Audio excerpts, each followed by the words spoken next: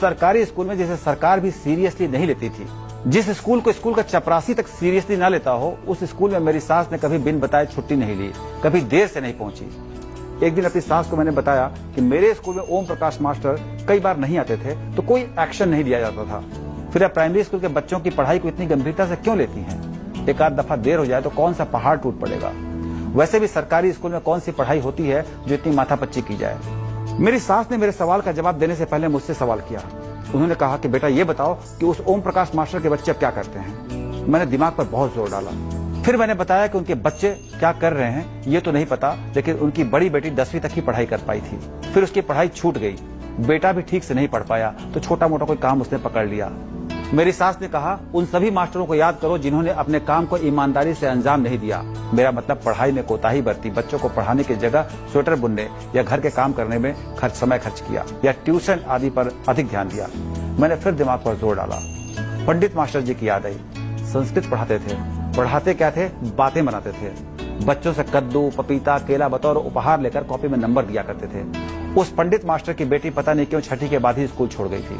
बहुत बाद में पता चला कि उसकी शादी हो गई थी, पर पति ने उसे भी छोड़ दिया था। फिर एक एक कर मैंने बहुत से मास्टरों को याद किया।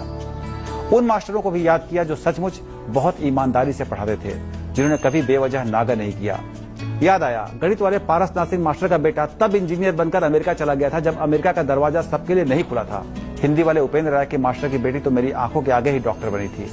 मैं अपनी यादों में डूबा था। मेरी सास ने मुझे टोका, कहाँ खो गए बेटा जी? मैंने अपनी सास से कहा कि मैं अपने मास्टरों को याद कर रहा हूँ। मेरी सास ने कहा, क्या याद किया? यही कि ओम प्रकाश मास्टर के बेटे ठीक से नहीं पढ़ पाए। संस्कृत के मास्टर की बिटिया का भी यही हाल था। पारसनाथ सिंह और उपेंद्र मास्टर की कहानी भी मैंने उन्हें सुनाई। मेरी सास मुस्कुराई। उन्होंने कहा कि मैंने इसीलिए आपको याद करने को कहा था। जो मास्टर बच्चों के भविष्य से खिलवाड़ करता है, दरअसल किस्मत उसके साथ खिलवाड़ कर देती है। जिन बच्चों को स्कूल में पढ़ने के लिए भेजा जाता है या जो बच्चे स्कूल में सिर्फ पढ़ने के लिए आते हैं, उन्हें ईमानदारी से पढ़ाना चाहिए। जो लोग ये सोचते हैं कि कुछ भी करें तो काम चल जाएगा, उनका अपना काम अटक जाता है।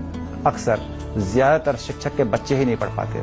मैंने एक भी दिन बच्चों के साथ बेईमानी नहीं की। मेरी सास ने कहा, उन्होंने कहा कि देख लो मेरी दोनों बेटियां पढ़ाई में कैसी निकली। मेरी दोनों बेटियां स्कूल कॉलेज में टॉप करती रही। मतलब ये कि जैसे कर्म करोगे वैसा ही फल मिलेगा।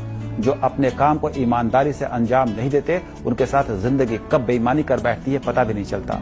पता नहीं कहां से ठंड में, गर्मी में, बरसात में बच्चे स्कूल पढ़ने के लिए आते हैं, ज्ञान की प्राप्ति के लिए आते हैं, माँ बाप की मुराद पूरी करने आते हैं। उनके अनजान भविष्य से कभी खिलवाड़ नहीं करना चाहिए।